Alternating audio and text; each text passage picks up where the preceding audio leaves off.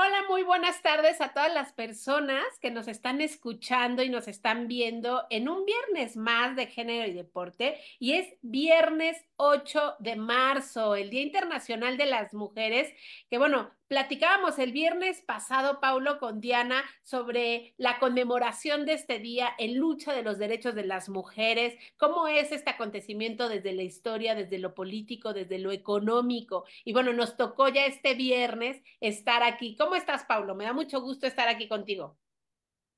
Bien, muchas gracias. Ya listo para que platiquemos este viernes 8 ya M. Muchas actividades están sucediendo en este momento, así que es bueno que retomemos hablar hoy acerca de la importancia de la mujer en el deporte. Así es. Entonces, el día de hoy vamos a empezar a platicar en este ámbito que nos incumbe, que hacemos esta transversalización desde el ámbito deportivo y las cuestiones de género. Y hoy vamos a charlar sobre las mujeres en el deporte competitivo, en los Juegos Olímpicos, cómo es que incursionaron, qué está pasando, por qué habemos mujeres que incursionamos en el deporte. Y bueno, que hay muchas destacadas, tanto internacional como en México. Entonces, bueno, pues, Paulo, va a ser un gusto que platiquemos sobre este tema y qué mejor que un 8 de marzo. Entonces, ¿te parece si comenzamos a platicar sobre la historia de las mujeres en el deporte? Claro que sí, vamos a comenzar. Bueno, voy a compartir una presentación. No sé si se puede habilitar para Así es. que... Y ahora yo lo hago y ahí está.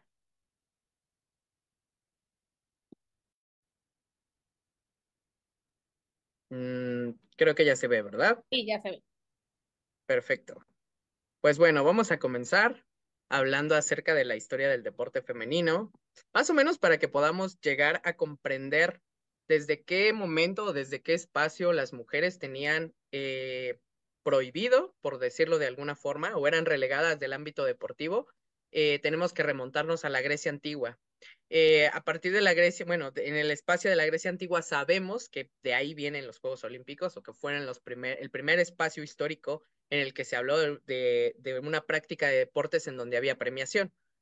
Pero en la antigua Grecia sabemos que estos juegos o estos premios, estos deportes estaban exclusivamente hechos para los hombres, en donde evidentemente, históricamente hablando, la mayoría de estos juegos era para demostrar virilidad, masculinidad y para la reflexión acerca de los cuerpos, ¿no? La forma en que los cuerpos masculinos eran vistos en la antigua Grecia también tenía mucho que ver con la espiritualidad y la forma en que los cuerpos trabajaban dentro del espacio de la Grecia, ¿no?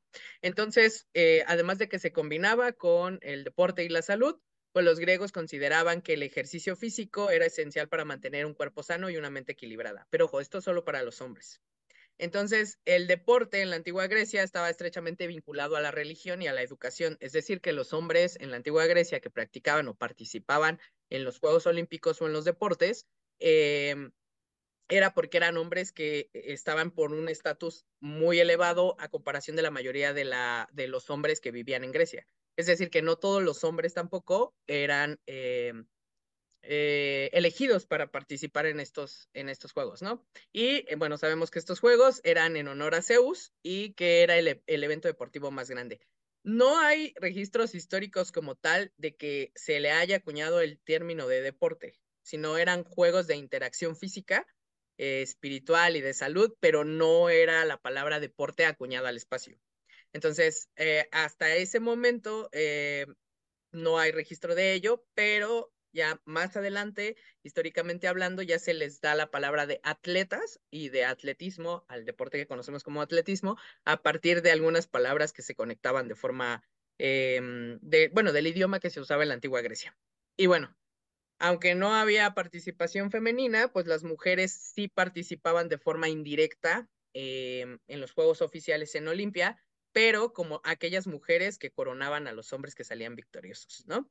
Y tenían ciertas prohibiciones respecto al contacto que se tenía con los hombres. Es decir, que si una mujer mantenía una relación o un vínculo afectivo, esposas, esposos, no podían tener contacto sexual ni contacto físico con ellos, al menos los primeros 75 días antes de la contienda, ¿no?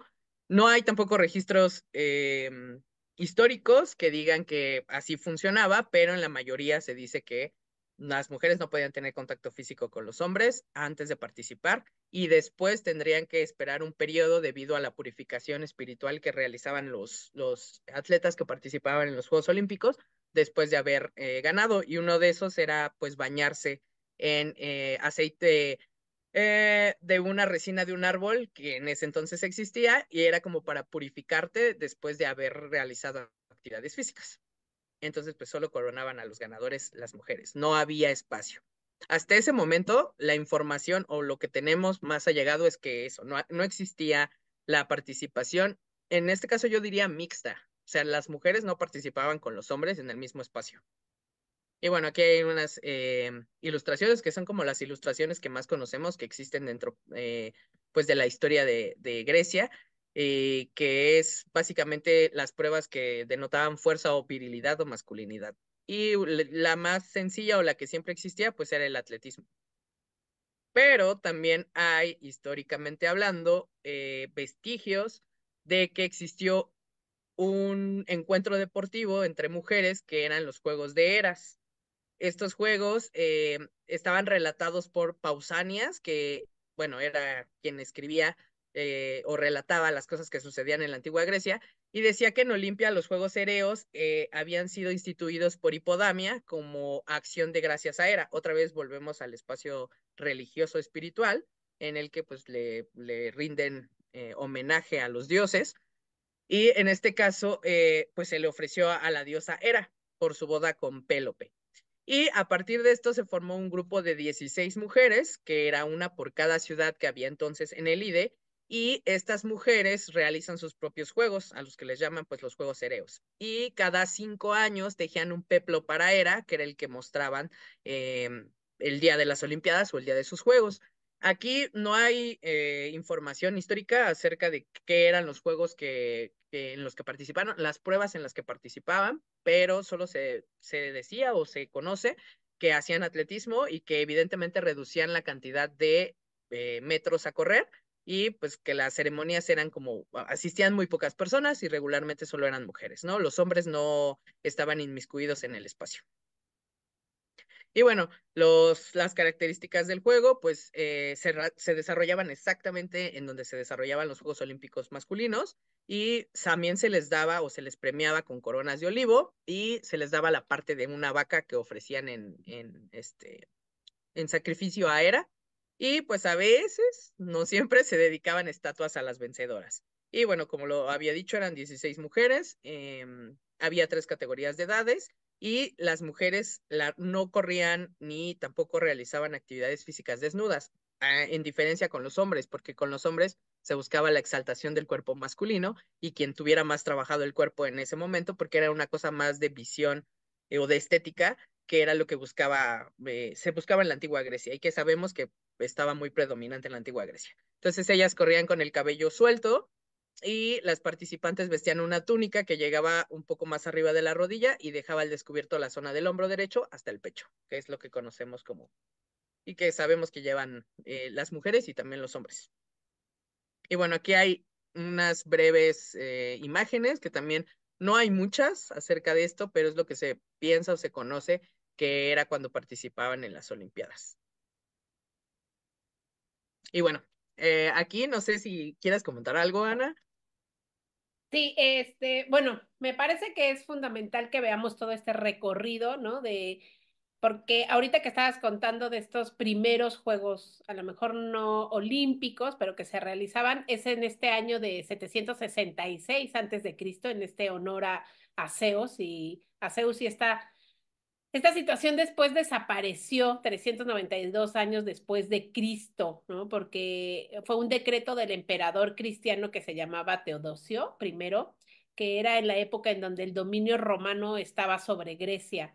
Entonces, a partir de eso es que los Juegos Olímpicos se comenzaron a fomentar por estas guerras y esta cuestión atlética que se pensaba que solo poseían, como tú bien lo decías, ¿no? Los hombres, ¿no? Los deportes eran concebidos para y por ellos. O sea, la mujer ni siquiera tenía un acercamiento a ello, porque Mm, la práctica necesitaba, según una elevada masa muscular, las disciplinas como lucha, lanzamiento de jabalina, el disco, ¿no? Eran carreras que requerían una fuerza y una virilidad y una habilidad que únicamente tenía el hombre y que se creían que eran exclusivas para ellos y que en ese sentido y en esa concepción, pues las mujeres en esa época estaban excluidas y relegadas a competencias representativas en cuanto a virilidad, fuerza, agilidad.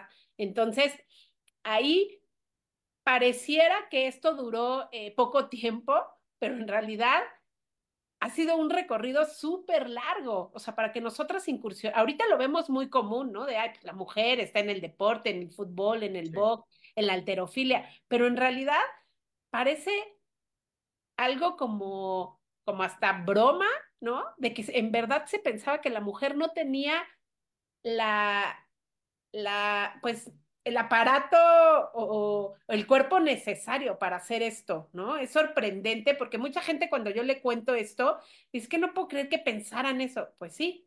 Y aparte estábamos relegadas y excluidas de Ujú. esto. Y bueno, ahorita que platiquemos de Pierre de Coubertin, ¿no? De Pierre de Freddy Barón de Coubertin, pues es quien es el fundador de los Juegos Olímpicos modernos y que dijo unas frases Sí.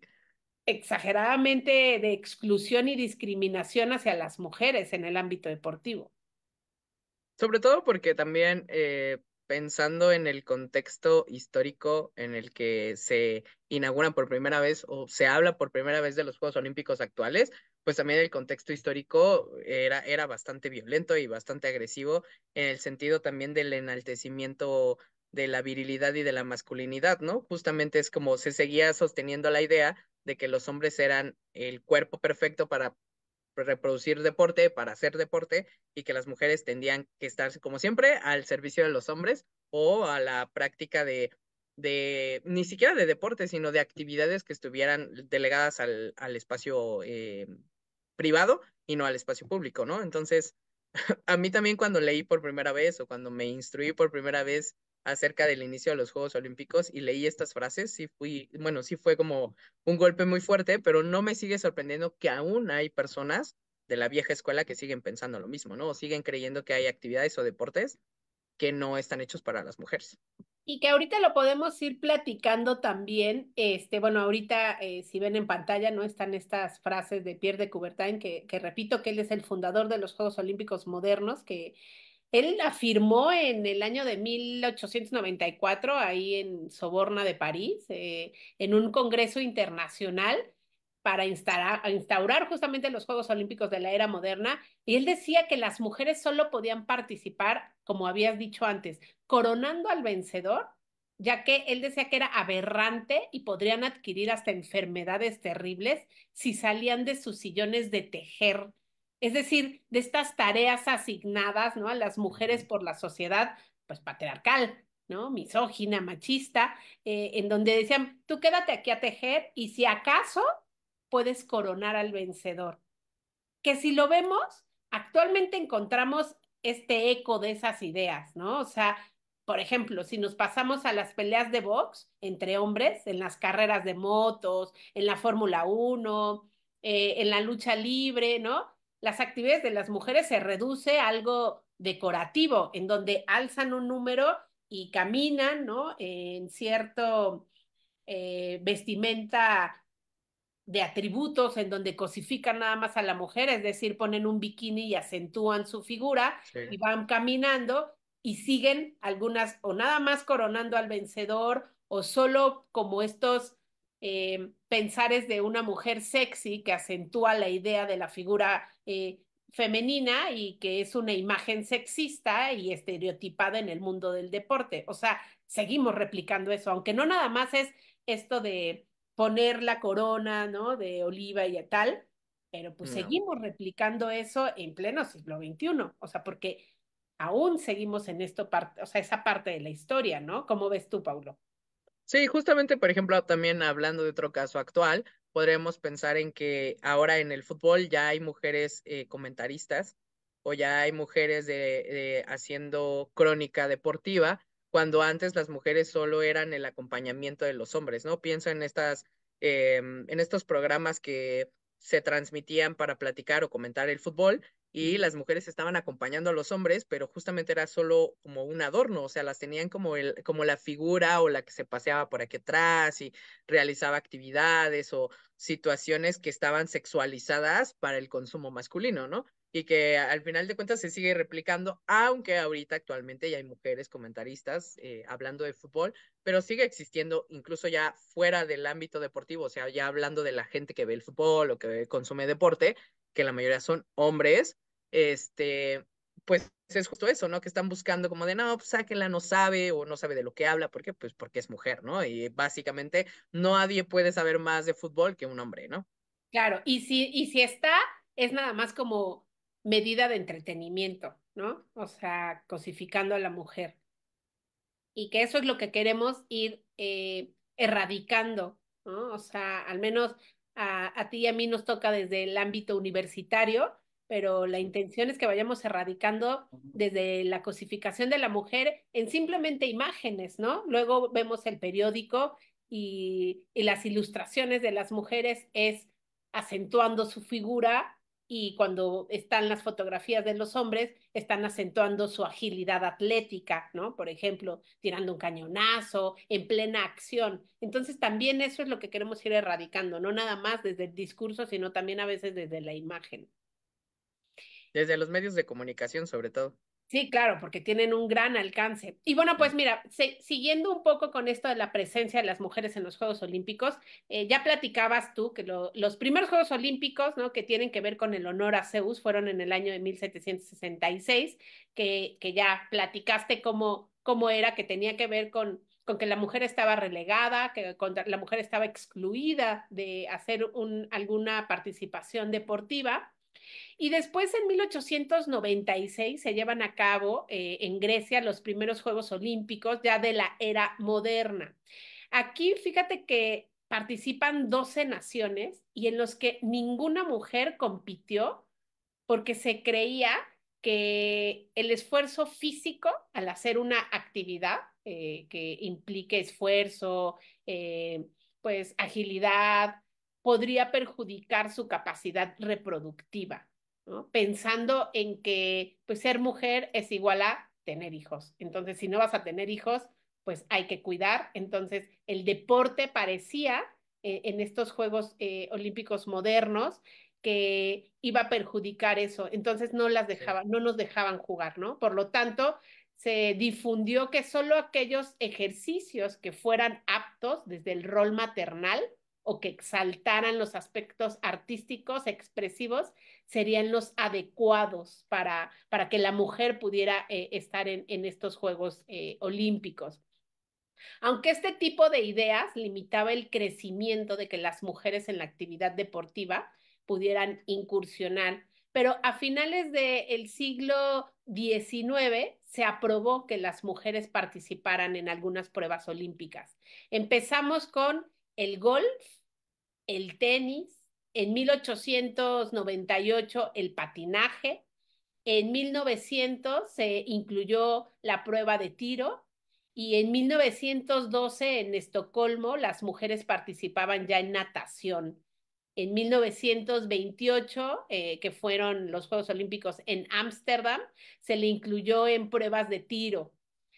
Y fíjate que es aquí en donde aparecen los primeros reconocimientos de las mujeres en el deporte. Por ejemplo, hubo un caso de Mildred Dixon, que fue atleta estadounidense, quien en 1932 fue denominada la deportista más completa de la primera mitad del siglo XX. Ella participó en golf, en salto de longitud, en softball, en básquetbol, en pista, en campo y en natación. Entonces, fue hasta 1932 que hubo una mujer en donde pudo participar en diferentes y que fue nombrada la más completa en el siglo XX, a finales del siglo XX.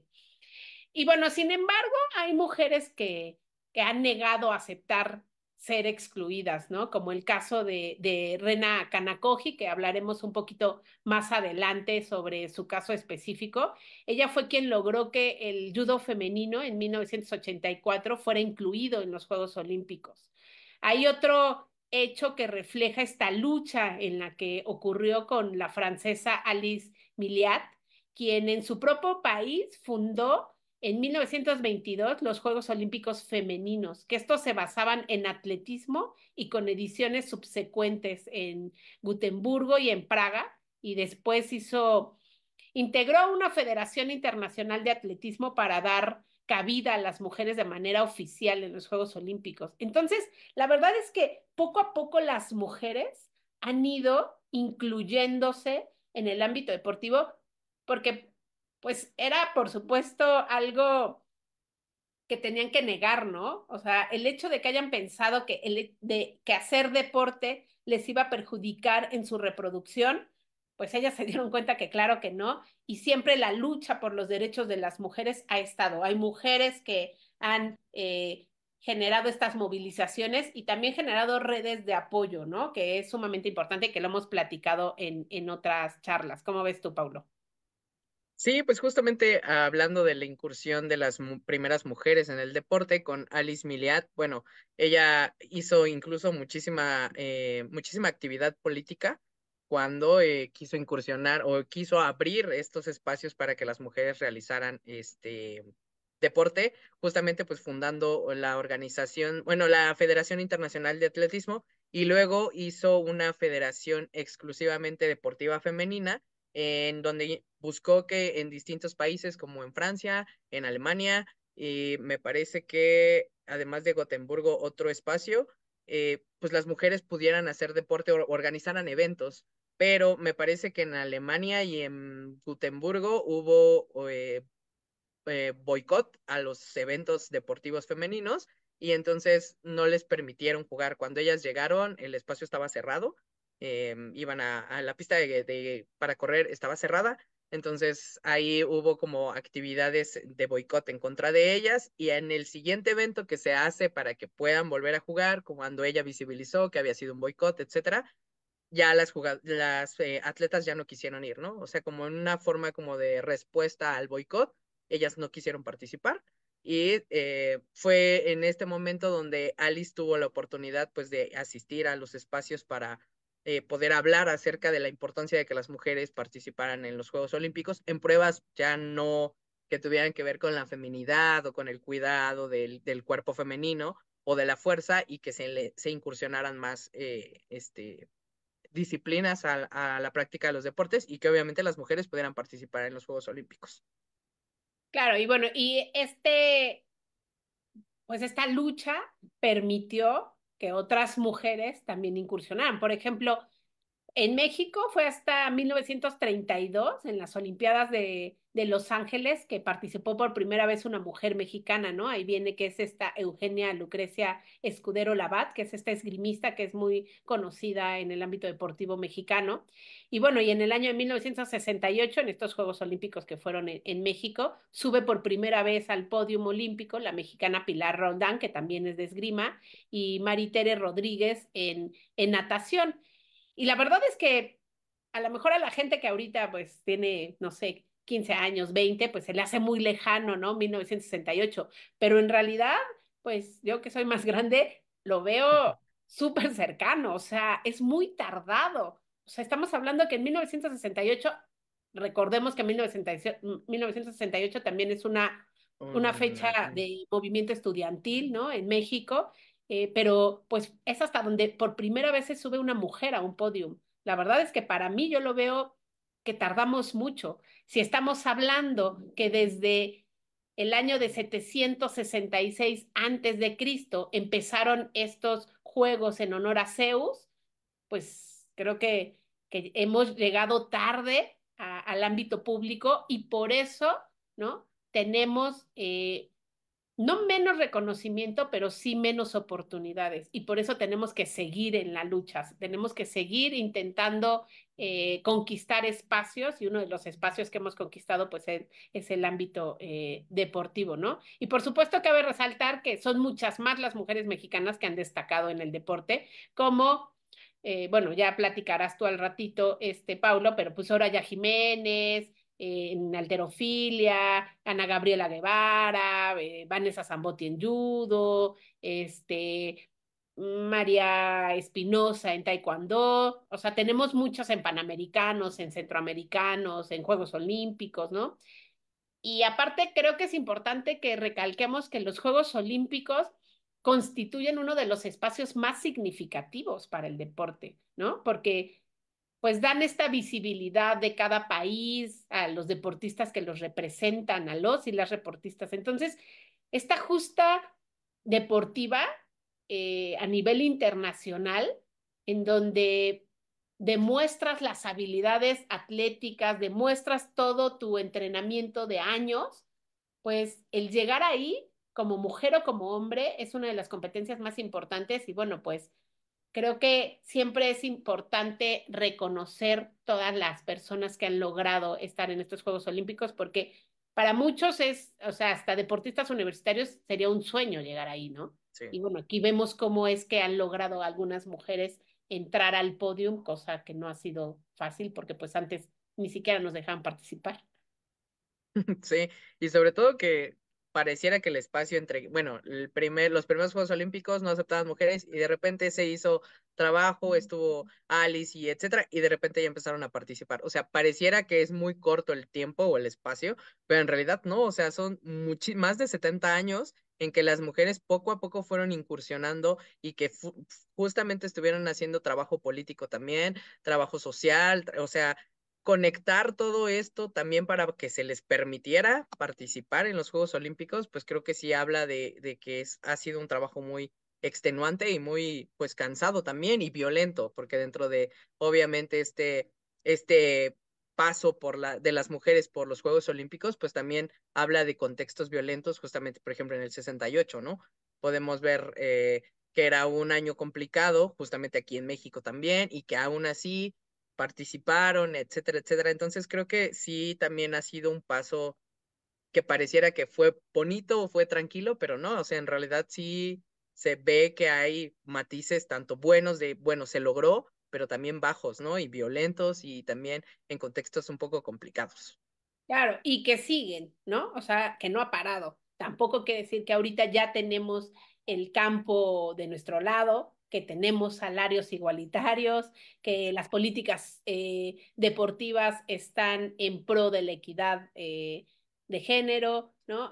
O sea, todavía necesitamos trabajar mucho. Sin embargo, pues como hemos platicado, pues de no tener acceso al deporte a después tener acceso a algunos deportes, a ya tener acceso a todos los deportes, pues sí, por supuesto, ha sido un avance.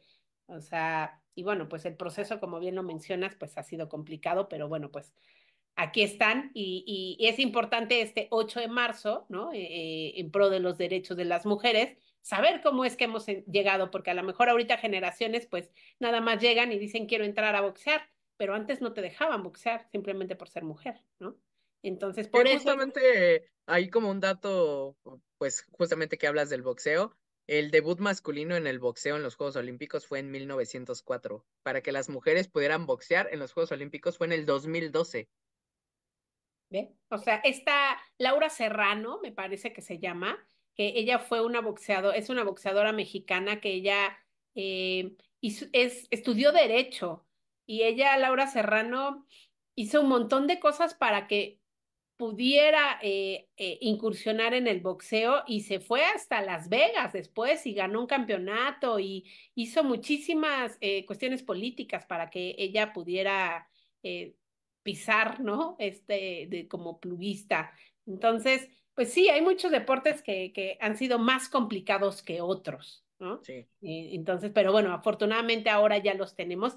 Y bueno, pues pasando un poco ahora a la incursión de las mujeres, bueno, seguimos en la incursión de las mujeres en el deporte, pero dentro de ahora las políticas deportivas, porque nos parece importante que mencionemos estas políticas deportivas que se han puesto en marcha por parte de algunas instituciones, algunos organismos en México, algunos en otras partes del mundo, que esto es para promover tanto la incursión de las mujeres en el deporte como el trato pues equitativo, que mejore las condiciones en las que se ha llevado a cabo este proceso de la mujer en el deporte.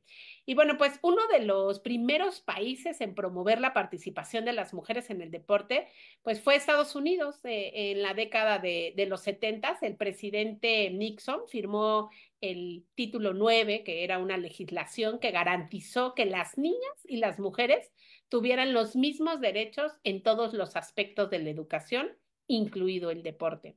Mm. Entonces, bueno, pues también ahí estamos que fue en la década de los 70, tampoco fue hace mucho, ¿no? Entonces, bueno, este es un dato importante que Estados Unidos fue de los primeros.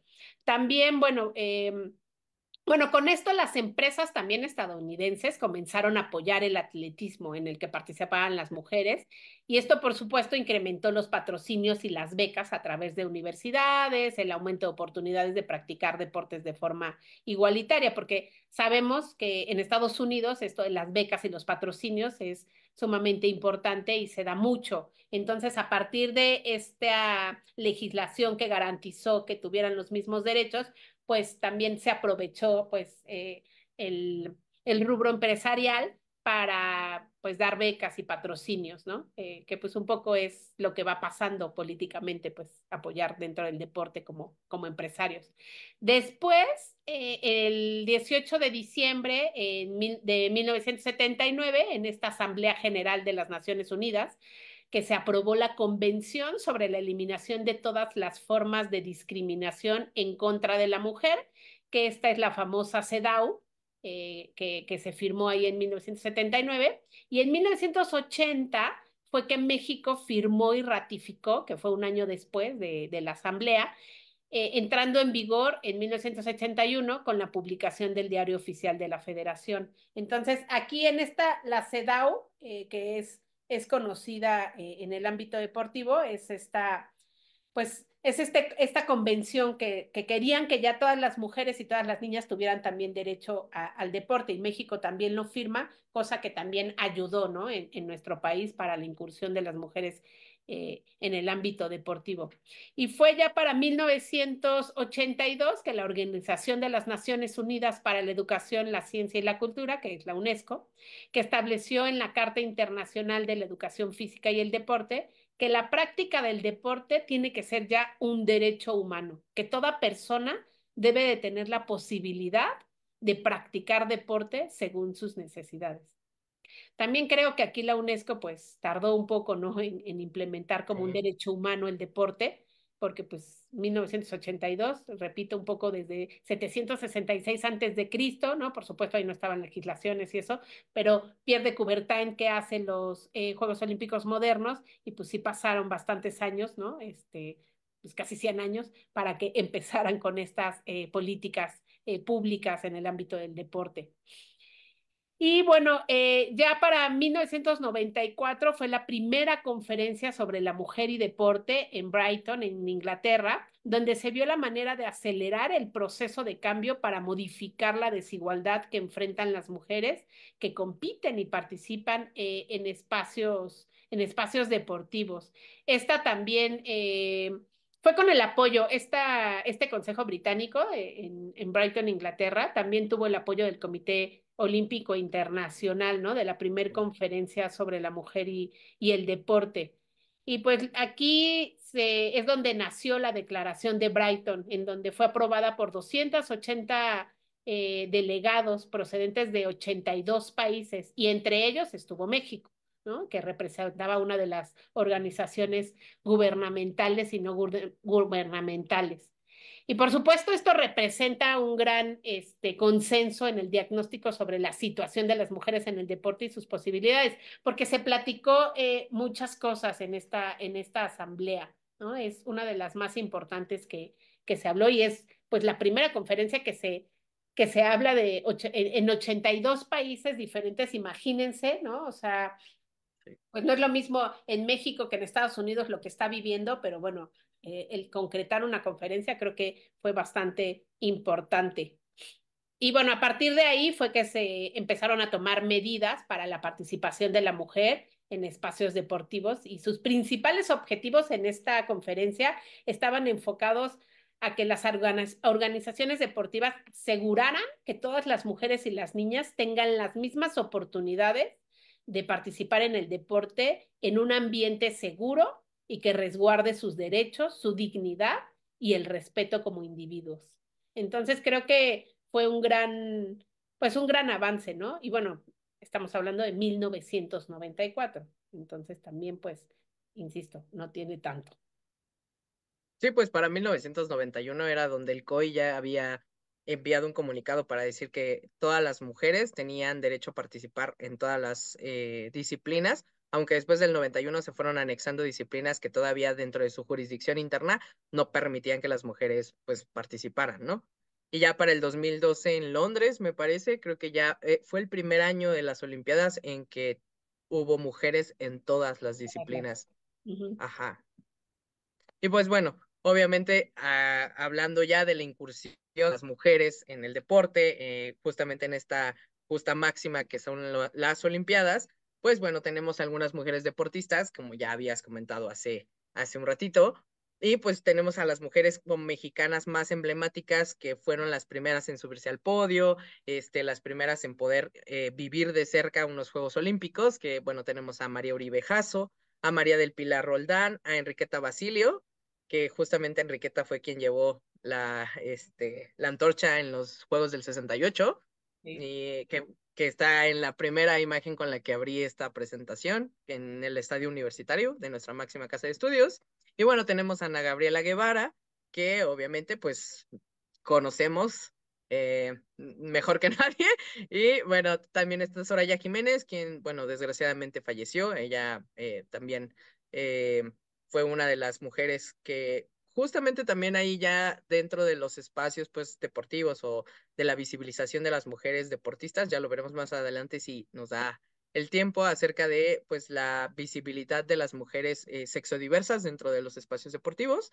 Y bueno, también tenemos a Paola Longoria, a Paula Espinosa, a Alexa Moreno, quien también ha sido víctima de mucha violencia respecto a los cánones pues de la hegemonía corporal en el deporte, que es también otro punto importante que pues se busca que se erradique o pues que se visibilice, ¿no? Porque justamente el deporte está dentro del rango hegemónico más grande respecto a los cuerpos que practican deportes.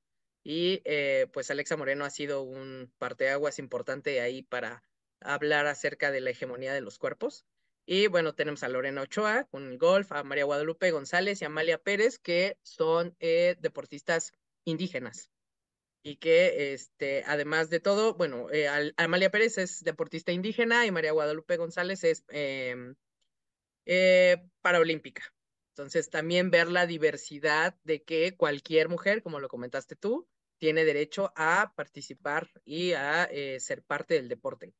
Y bueno, en los últimos 20 años México ha vivido una transformación social que ha incluido al deporte y pues las mujeres se han apoderado de los lugares estelares en la vida pública, ya en la esfera pública, y ellas han sido el ancla para la época más exitosa del país, hablando en los últimos 20 años sobre resultados deportivos.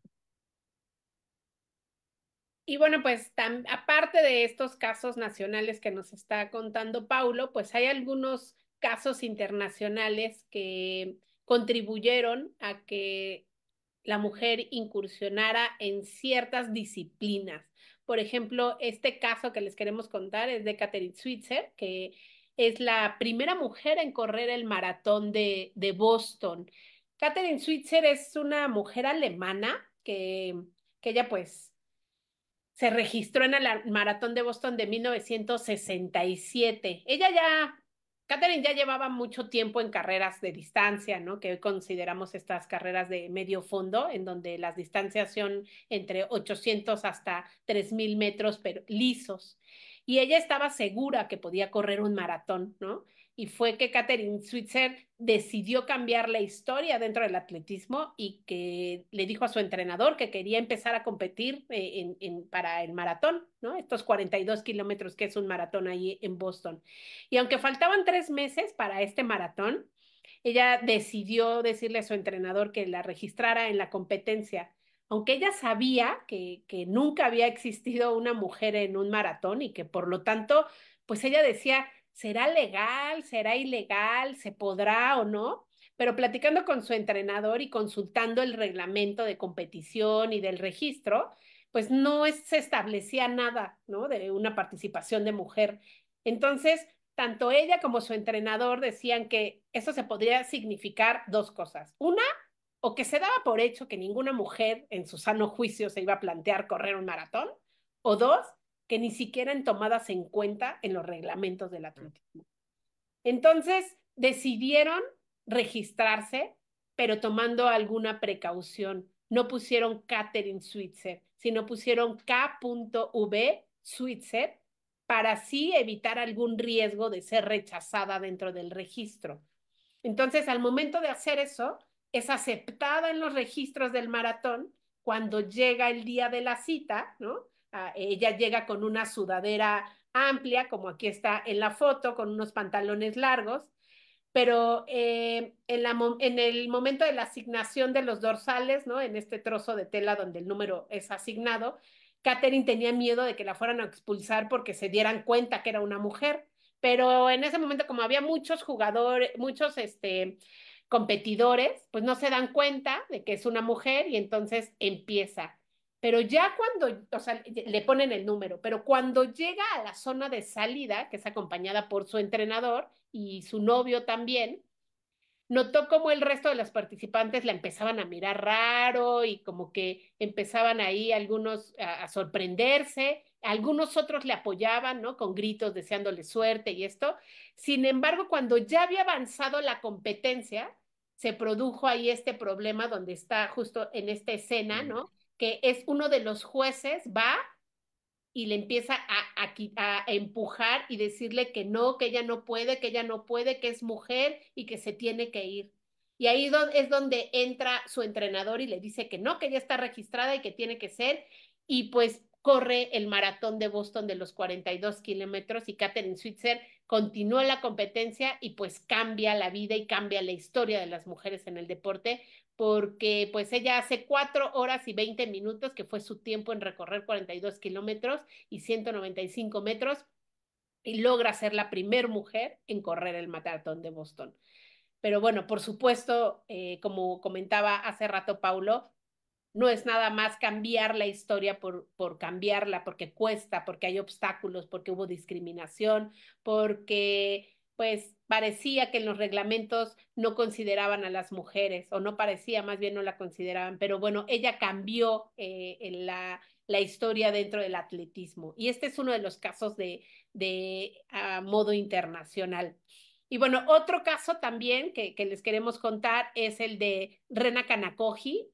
Rena Kanakoji fue la pionera del judo femenil.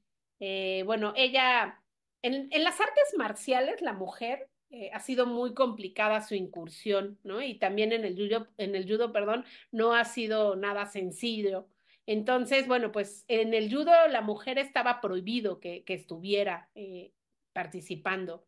Y un claro ejemplo de esta prohibición es esta Rena Kanakoji, que a ella le decían la Rusty, que fue la primera mujer en conseguir que el judo femenil fuera incluido. Y fíjense que el judo fue incluido en los Juegos Olímpicos de 1988, que fue ahí en Seúl.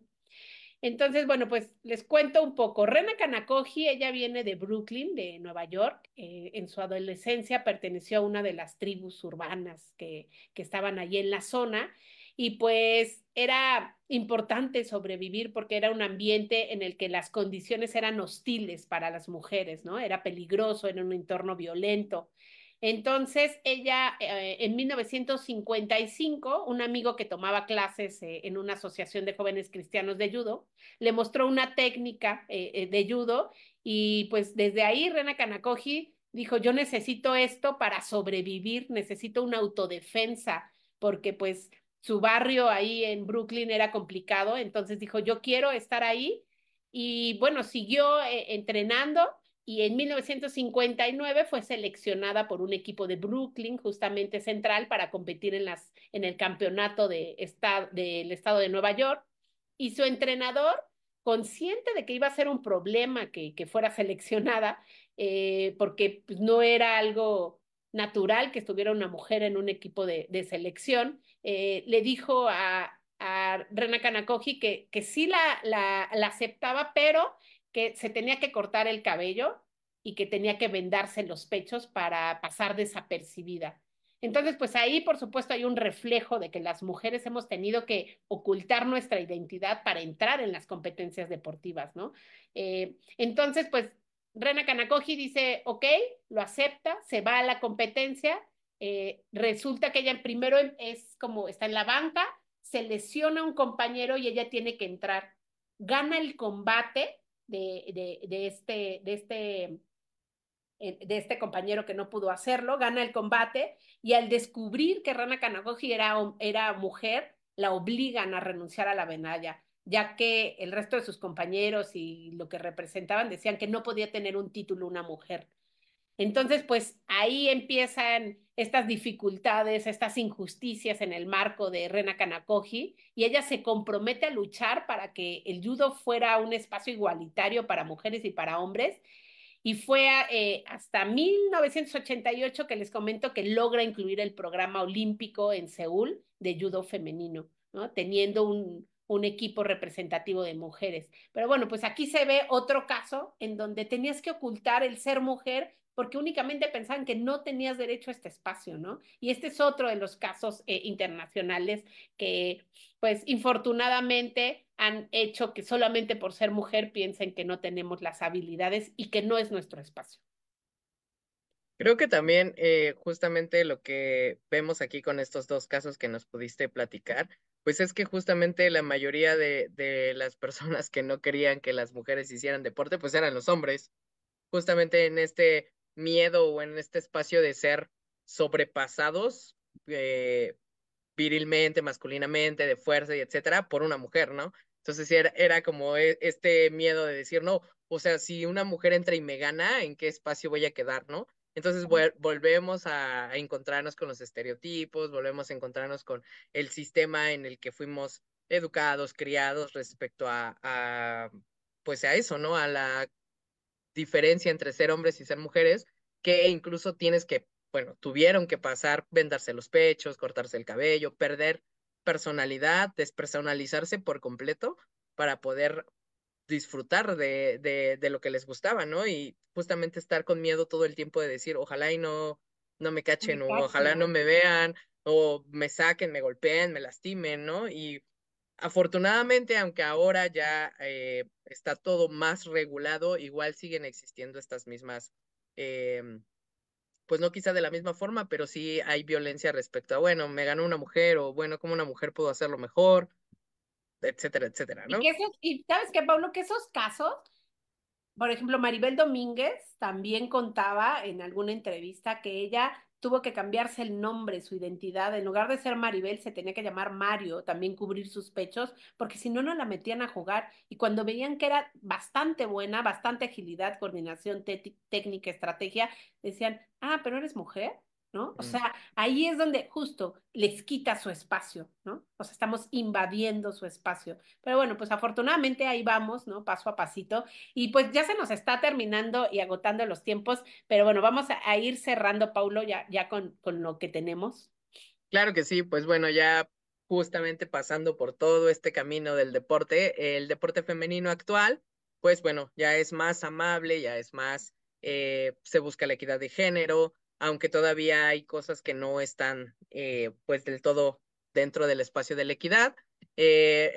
A partir de un estudio que se llama Women and Sport de Repucom de Nielsen, se explica o se dice que deportistas como Yelena Isinbayeva, Serena Williams, Laure Manadou o Megan Rapinoe tomaron a partir de sus vivencias o de sus biografías o esto, pues se logró mostrar a más mujeres el deporte y entonces funcionaron o, pues como una inspiración para que más mujeres se unieran a practicar deporte. Y también mujeres no solo heterosexuales y cisgéneros, sino también mujeres de la comunidad LGBTIQ+, como Megan, por ejemplo, que es un icono enorme dentro de estos espacios, ¿no? Y entonces se dice que al menos el 50% de la población femenina mundial está interesada en practicar algún deporte, y pues esto es gracias a contar con referentes como ellas y a otros nombres más nuevos de chicas que apenas están incursionando en el deporte y que justamente también han podido justamente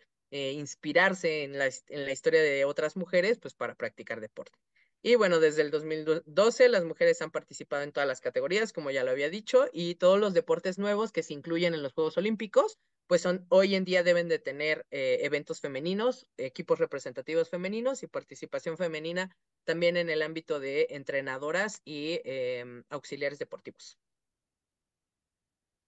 Pues ahí están, o sea, las políticas públicas en el ámbito de deporte, como también han intentado gubernamentales y también, bueno, nosotros que estamos en el ámbito universitario, intentando tener ciertos reglamentos, ciertos requisitos, ¿no? Para que tengamos la cuestión igualitaria. Eh, pues bueno, la intención de esto, porque ya ahora sí se nos está terminando el tiempo, Paulo, es que veamos cómo la historia de la incursión de las mujeres, pues no ha sido tan fácil. Y no es porque nos victimicemos, no es porque no podamos, simplemente es, como yo lo he mencionado en algunos otros espacios, pues sí hemos llegado tarde al espacio público. Entonces, tenemos que ir pues fortaleciendo estos espacios, consolidando los pasos y que la intención es que tengamos mayores oportunidades, la intención es que tengamos pues mismos salarios, mismas oportunidades. Apenas estaba escuchando que el Senado aprobó que los deportistas profesionales tengan el salario igualitario, cosa que también pues va a ayudar, ¿no? A esto en Estados Unidos también, ¿no? En fútbol ganaron hace unos años que se ganara lo mismo. Y pues más que nada reflexionar sobre cómo tú desde tu trinchera no generas discriminación, no generas exclusión simplemente por ser hombre o ser mujer.